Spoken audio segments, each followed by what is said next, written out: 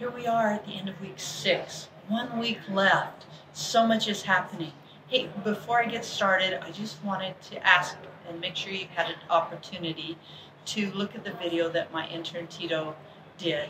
It was really great. It's been fun this year because Tito is getting a master's degree in educational leadership with an emphasis in policy, which is exactly the same master's program I went through a few years ago. So it's been fun to talk with him and have that and share that in common. And you can always reach out to him if you want to get a hold of me or get messages to me or come and sit with me on the floor right here in the house gallery. We got our final revenue estimates this week, and it turns out that we are about flat. Often by the end of the session, the estimates that we get are actually an increase in what we projected. This year, it's about flat. The one-time money is up a little bit, but the ongoing money is down. So overall, it's about flat.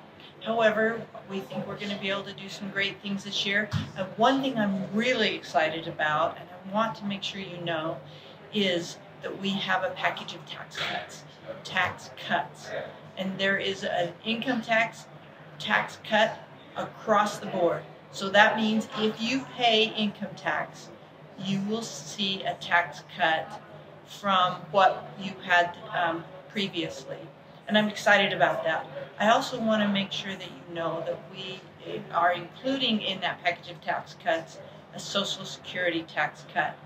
And what that means is people who pay Social Security up to a certain level, who pay income tax on their Social Security, will now not have to. Now, a few years ago, we started working on this problem, and a few years ago, people that made above $30,000 in total income had to pay state income tax on their Social Security portion. Now, we've been able to incrementally raise that the last few years, and this year we have it up to $75,000. So if you make under $75,000 in filing jointly, total income, you will not have to pay state income tax on your Social Security portion, which I'm so excited about because we've worked our way up the last couple of years, and now we're clear up to $75,000, which will be a great benefit for many people. And we just keep working with that, and I've been so supportive of that. I've been a co-sponsor on those bills every year. And I want to make sure that you know that we are working on it and that we are making significant progress.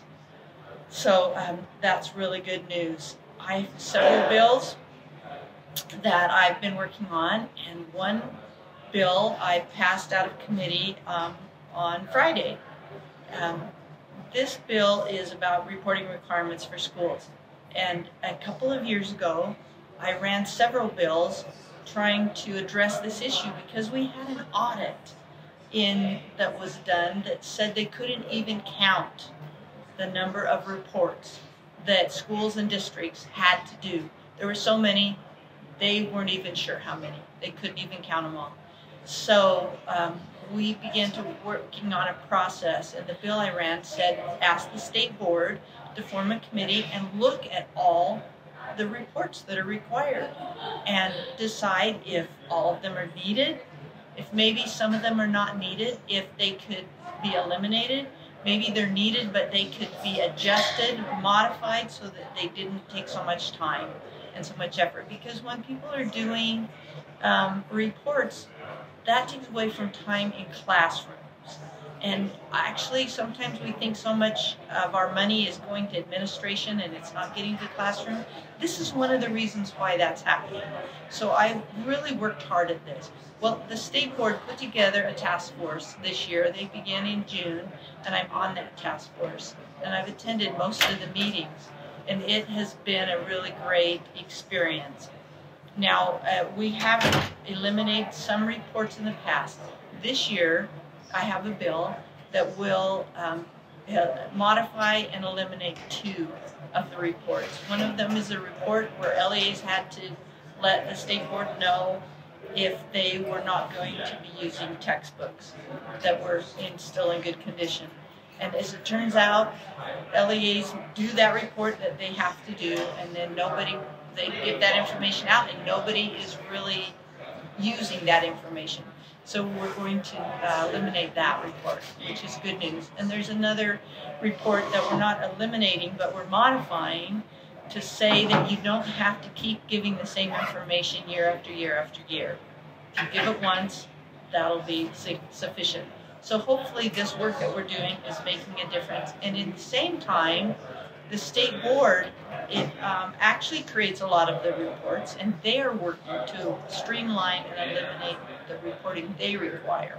So we really hope this will be really helpful for our schools and our districts, and ultimately let more of our time and resources get to the classroom. One more bill I want to make sure that you're aware of is the bill that passed through the House that is eliminating the grading of schools. And what that means is, several years ago, we ran a bill that said schools are going to be graded by A, B, C, D, or F. And we have found that that system really isn't effective, and it doesn't really give us a true perspective of what a school is like. And so we're going to eliminate the need for those grades, which is a great thing. The good thing is there are still a number of rubrics, a number of information. If you go to the state school board's website, you can look up any school in the state, and it will give you information on that school, on the demographics of the school, on how well they're doing on their standardized tests. So you can get the information. We're just not going to put a letter grade on it. So I think that's just a great move in the right direction. And so those are a few things that are happening. We have one more week. There's still plenty of time for you to contact me, email me, let me know what you think about bills, because many will still come through our House floor this week. And I look forward to hearing from you. Thank you. Bye.